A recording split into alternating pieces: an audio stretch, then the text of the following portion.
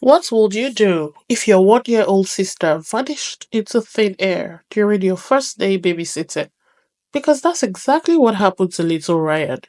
1 second, she was in the playpen, the next, gone. No footsteps, no warning, just a trail of puff puff crops and a cereal box on the floor. And let's just say, what started as a peaceful morning turned into total baby chaos. Here's how it all went down. Started with silence, too much silence. Little Ryan knew something was off the moment he finished his cereal. The house wasn't buzzing like it usually was. No sizzling from the kitchen, no footsteps, no baby babble from the monitor, just quiet. Then a whisper of movement upstairs. Ryan tiptoed toward the staircase.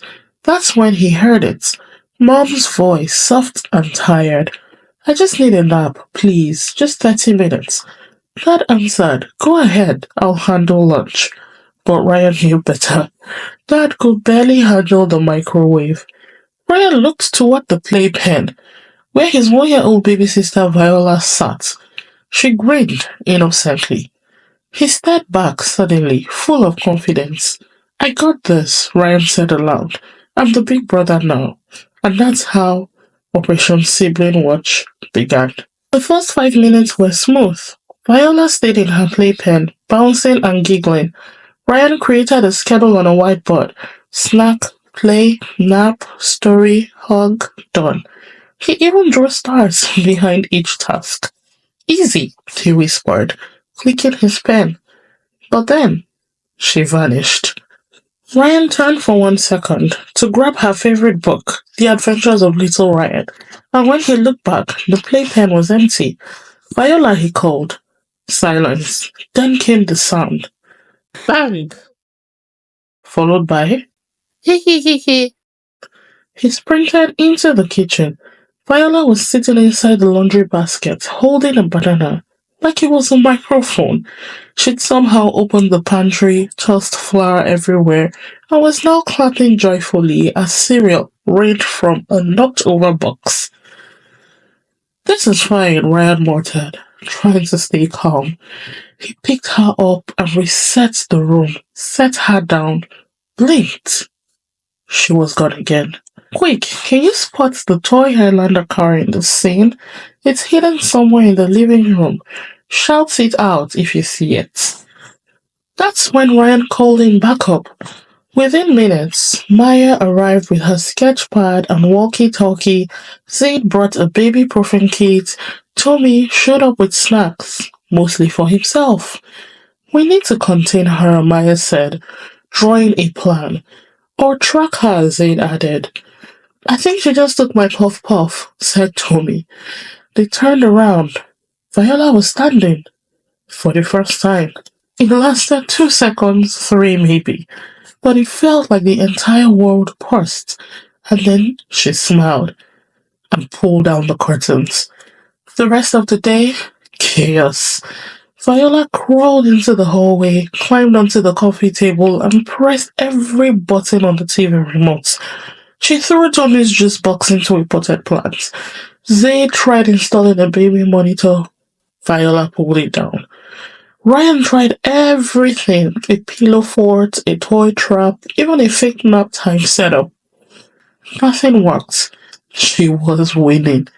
Eventually, Ryan slumped onto the couch, facing his hands. He didn't want to say it, but he thought it. Maybe I'm not ready for this big brother thing. That's when it happened. Tiny steps, a soft bubble. Viola waddled over, slow and wobbly. She looked up at him, smiled. Then she said it. Rai. Ryan froze. Her first real word. His name. She opened her arms and without thinking, he pulled her into a hug. I guess I'm doing okay, he whispered. That night, the house was finally quiet. The sun had set, the chaos was over. The pillows were restocked, the juice had been wiped up, mostly, and Viola had finally drifted off to sleep, one tiny hand clutching Ryan's favorite toy Highlander car. Ryan sat beside her crib, legs crossed on the floor, just watching her breathe. Mom walked in quietly, a warm blanket draped over her shoulders. She paused at the door. She really loves you, you know, she said softly. Ryan nodded. She said my name today. I heard, Mom smiled. You were amazing. He looked up, even when she turned the whole house upside down. Especially then, she said, pulling him into a hug. Just before she turned out the lights, Ryan whispered to his sister one more time. Sleep tight, Viola. I'll always be your big brother. The room dimmed. The stars outside twinkled.